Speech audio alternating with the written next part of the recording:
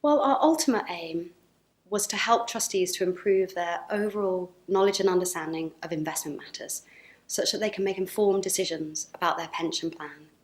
We hope that by being better equipped, you'll get better funding level outcomes. One point to note is that we're not trying to make trustees investment experts. That's not the required standard. We want to make sure that they're informed users of expertise.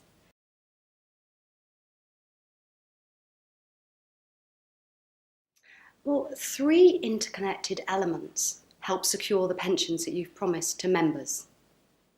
The contributions that are set aside by the sponsoring employer and the members, the investment returns that are earned on the assets, and the strength of the sponsor that stands behind the pension plan. In the event that things don't turn out quite as expected, it's the company that's called upon to bridge that gap. And this is called the covenant.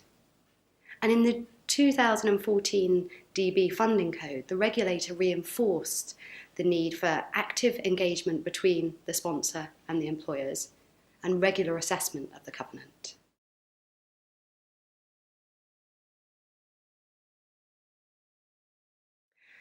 So if we think about bonds for a moment, firstly, when we invest in a bond, the income is known in advance. We know that interest payment, and the timing of payments are also known. There's some uncertainty, and that's called default risk. This is essentially the idea that when you loan money to somebody, you may not receive everything back.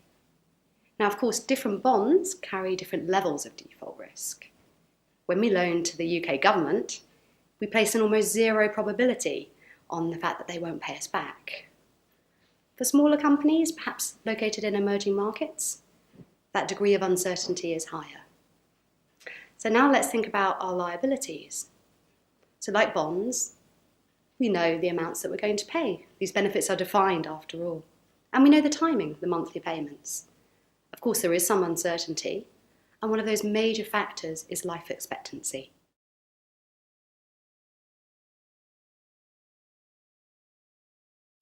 So I think there are 2 definitions of duration that are relevant, and I think it's helpful for trustees to understand both of them.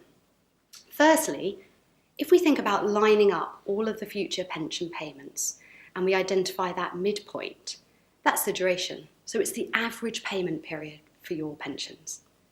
Secondly, it's the sensitivity of your liabilities to changes in interest rates or bond yields.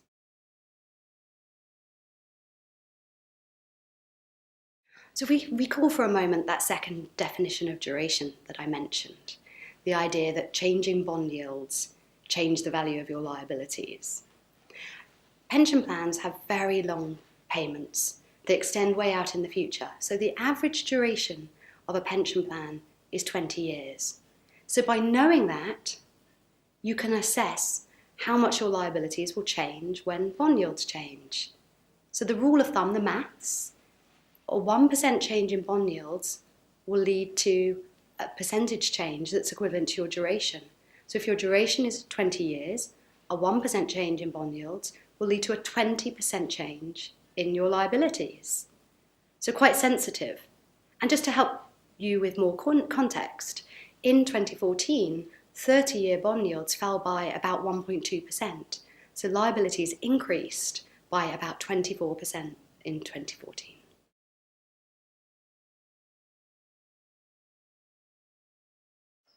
Well, actually, it's quite a surprising fact to many trustees that it is investment returns that pay for most of the benefits. Now, of course, there are lots of assumptions that go into this, but the analysis that we've done suggests that as much as 80% of the eventual benefit may actually be paid by investment returns. And that's why it's so important for trustees to get to grips with their investment strategy.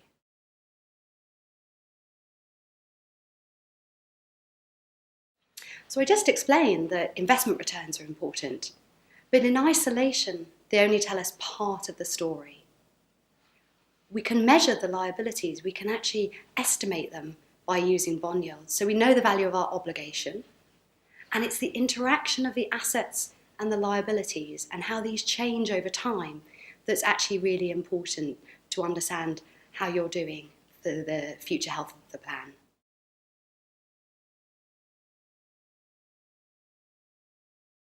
So every trustee board will have published a statement of investment principles. The SIP contains all the detail behind how the investments are invested and how they're trying to achieve their long-term objectives. The mission is slightly different. We think a mission can help focus the mind, particularly important when trustees meet on an infrequent basis. It's also very helpful for new trustees, and it brings that clarity of purpose. So essentially the mission is those overarching objectives, really setting out what it is that the pension trustees are trying to achieve. And so it's quite distinct from the SIP, which tells you all the detail about how you set about achieving those objectives.